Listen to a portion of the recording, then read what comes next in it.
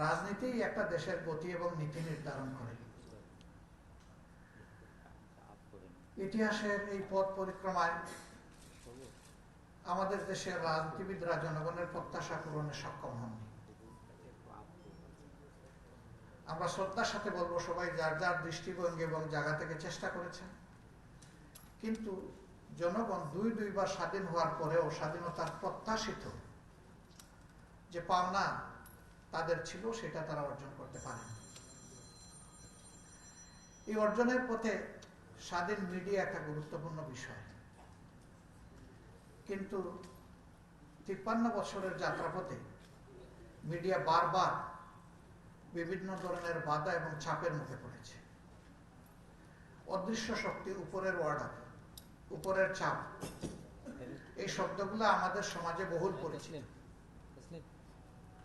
অনেক সময় খোলা হাটটাও বন্ধ হয়ে যায়, অনেক সময় ঠোঁট চালু আছে কিন্তু একটা অদৃশ্য তালা সেখানে পড়ে যায়, যার কারণে খোলা মনে সাংবাদিকরাও এই জাতির জন্য যা প্রয়োজন, ওয়াচ ডগ হিসাবে তাদের যে মতামত, নিউজ এবং ভিউজ, দুইটাকে তারা ডেসপারেটলি তুলে ধরতে পারেননি। বারবার বাধা এসেছে।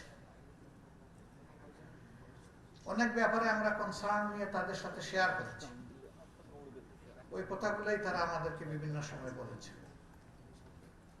এটা খুবই দুঃখজনক। অথচ সকল সরকারই একটা কথা বলেছে যে আমাদের দেশে সাংবাদিকতার জগৎ স্বাধীন। এটা ছিল বাইরের ঘোষণা, ভিতরের চিত্র আপনারা আমার চেয়ে ভালো জানেন। আমরা এই ধরনের একটা ভয়ের সংস্কৃতি যেখানে লেগে থাকে, সেই সংস্কৃতিতে একটা দেশ স্বাচ্ছন্দ্যে সামনে এগিয়ে যাবে আর তার জনগণকে স্বস্তি দিবে, এটা অসম্ভব ব্যাপার বলে মনে করি। তিনটা জায়গা সমাজের পরিচ্ছন্ন থাকতেই হবে। প্রথম জায়গাটা হচ্ছে লেজিসলেটিভ ওয়ার্ড, যেটা আমাদের এমবেসি, আমাদের পার্লামেন্ট। সেই পার্লামেন্টে ক্যাপাবল, অনেস্ট এবং প্যাট্রিয়ট লোকদের সেখানে যেতে হবে।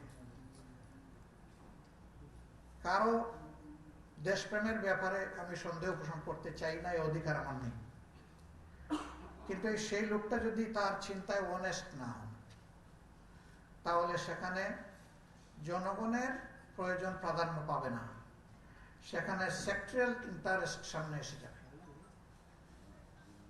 এবং স্বভাবত কারণেই জনগণ সেখানে বঞ্চিত হবে। তিনি যদি ক্যাপেবল না হন, তাহলে আইন তৈরির ক্ষেত্রে কি আইনটা তৈরি করছেন, এটার কনসিকুয়েন্স আজকে কি, আগামী দিন কি, তারপরের দিন কি, এটা হয়তো তিনি বুঝবেন না।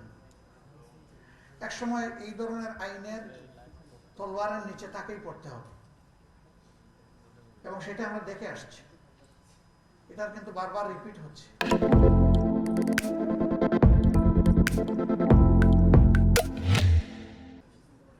History repeats itself. হিস্ট্রি নিজেকে বারবার কিন্তু রিপিট করছে। এই হিস্ট্রি থেকে যে লেসনটা আমাদের নেওয়ার কথা, কেন জানি কোন একটা জায়গায় গিয়ে আমরা ব্যর্থ হচ্ছে, সেই লেসনটা আমরা নিতে পারছি না। প্রিয় সম্মানিত বন্ধুগণ, বাংলাদেশ জামাত ইসলামী এ দেশের বুকে গড়ে ওঠা একটা সংগঠন, ইসলামের সুমহান আদর্শকে বুকে ধারণ করে, দেশপ্রেমকে প্রাধান্য দিয়ে, দেশ এবং জাতির প্রয়োজনকে উপলব্ধির জায়গা থেকে গুরুত্ব দিয়ে জামাত ইসলামী কাজ করে যাচ্ছে। আমি এটা দাবি করি না যে ব্যক্তি হিসাবে আমি এবং সমষ্টি হিসাবে আমার দল সকল ভুলের ঊর্ধ্বে। কখনো দাবি করিনি, এখনো করছি না, ভবিষ্যতে করব না। আমরা মানুষ, ব্যক্তি কিংবা সমষ্টি দুই পর্যায়ে আমাদের ভুলের আশঙ্কা আছে। এই ভুলটা দুই জায়গা থেকে ধরে দেওয়ার সুযোগ সবচেয়ে বেশি। একটা হচ্ছে যারা আমাদের রাজনৈতিক প্রতিপক্ষ, তারা আমাদেরকে দেখবে একটা ক্রিটিক্যাল আই দিয়ে। আর একটা হচ্ছে সমাজের বিবেক, জাতির বিবেক, সাংবাদিকতার জগৎ, তারা দেখবেন বস্তুনিষ্ঠ নিরপেক্ষ আয় দিয়ে। যারা পলিটিক্যাল ক্রিটিক্যাল ভিউ থেকে দেখবেন তারা একদিক থেকে দেখবেন, তারা আমার পিছনটা হয়তো দেখবেন না, অথবা পিছন দেখলে সামনে দেখবেন না, কিন্তু সাংবাদিকরা উপর দিক থেকে দেখেন, যার কারণে 4D ভিউ তাদের কাছে প্রকাশ পায়। তারা সব দিক দেখেন এবং তাদের সমালোচনা, তাদের পরামর্শটা হয় অর্থবহ। সাংবাদিকতার কলম যখন বস্তুনিষ্ঠভাবে চলে তখন এটা সমাজের পিলারকে, স্তম্ভকে মজবুত করে। এই জায়গাটায়ও দায়িত্ব পালনে সকলের অ্যাটিটিউড হয়তো সমান নাও হতে পারে, কিন্তু কিছু কিছু বিষয়ে তো অবশ্যই আমাদেরকে একটা জায়গায় এক হতে হবে। আর সেই বিষয়টা হচ্ছে জাতীয় স্বার্থ, দেশের স্বার্থ। কোনো দলকে নয়, ব্যক্তিকে নয়, গোষ্ঠীকে নয়। আমাদের সাবজেক্ট যদি আমাদের জাতি এবং দেশ থাকে তাহলে আশা করি যে এই ক্ষেত্রে জাতি বেশি লাভবান হবে এবং সাংবাদিকরা অর্থবহ ভূমিকা পালন করতে পারবেন।